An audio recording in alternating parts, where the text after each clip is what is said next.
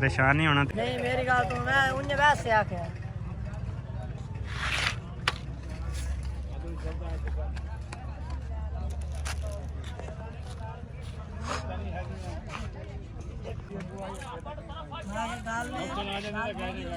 बना ला मैं आके जान दा दी तस्वीर विच ला ये तावा यानी कि अभी तक कोई चुड़ू कोल मगर मेरे बड़ी होंदी बड़ी की आ होगी आज मेरी बहन पहली आई है पहली भी आई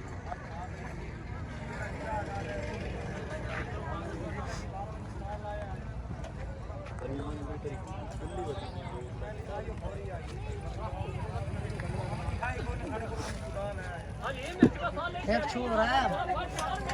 वीडियो बनाएगा सुबह सुबह आके ने भोर